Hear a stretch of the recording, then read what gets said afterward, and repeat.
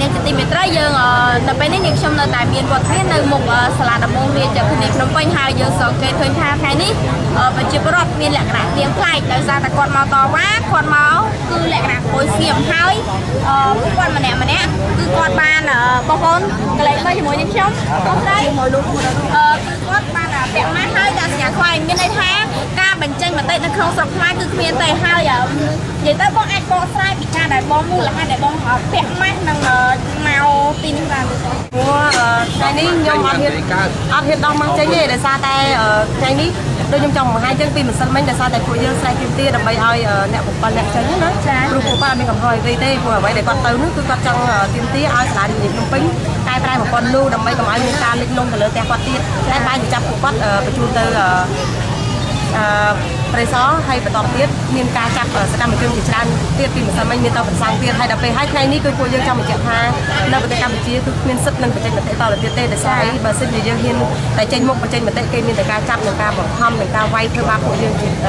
រហូតយ៉ាងហេតុថ្ងៃនេះពួកយើងទាំងអស់គ្នាសម្រាប់ចិត្តថាបិទមាត់ដើម្បីអត់និយាយទាំងអីទាំងអស់ចង់ដឹងមើលតើតឡាការនៅប្រទេសកម្ពុជាតើមានភាពឯករាជ្យសម្រាប់ពួកយើងជាអ្នករងគ្រោះដីធ្លីដែរឬអត់ចាបងនិយាយថាបងមិននិយាយស្ដីអ្វីទាំងអស់ហើយបងនឹងអង្គុយនៅទីនេះចាហើយបើសិនជាបងមិនធ្វើអីហើយគេមកចាប់ឬគេមកដេញបងតើបងយល់យ៉ាងណាដែរអានេះបញ្ជាក់ឲ្យឃើញថាជាតិនិងអន្តរជាតិនឹងបានឃើញយល់ឃើញពីបញ្ហានៅប្រទេសកម្ពុជាពិតជារលកសមនុស្សយ៉ាងធ្ងន់ធ្ងរមែនសម្រាប់ពួកយើងជាជនរងគ្រោះចាហើយបងជាចុងក្រោយនេះតើបងយល់យ៉ាងណាដែរចំពោះតុលាការស្រុកខ្មែរដែលកាត់ទោសចំពោះបងប្អូនប្រជាពលរដ្ឋអ្នកបឹងកក់ទាំង7អ្នកការពីថ្ងៃម្សិលមិញនេះតើជារឿងនយោបាយជារឿងនយោបាយឬក៏ជារឿងអ្វីមួយទេបងពួកខ្ញុំមិនដឹងថាគេយករឿងពួកយើងទៅលោកឡំនឹងជាមួយរឿងនយោបាយឬក៏អត់ទេណាតែអ្វីដែលយើងឃើញកន្លងមកគឺតឡាការនៅប្រទេសកម្ពុជាជាច្រើនគឺយករឿងពាក់ព័ន្ធតំណដីធ្លីរឿងគម្រោងរោគសិទ្ធិមនុស្សក៏គាត់យកទៅផ្ដោតដល់បញ្ហា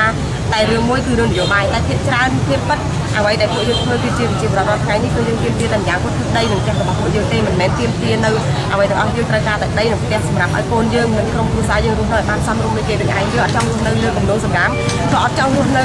ក្នុងទឹកដល់ឲ្យរលួយនឹងទៀតឯងចាហើយជាចុងក្រោយតែបងមានពាក្យអ្វីដើម្បីផ្ដាំផ្ញើទៅរដ្ឋាភិបាលកម្ពុជាដែលដឹកនាំដោយលោកហ៊ុនសែនរាល់ថ្ងៃនេះចា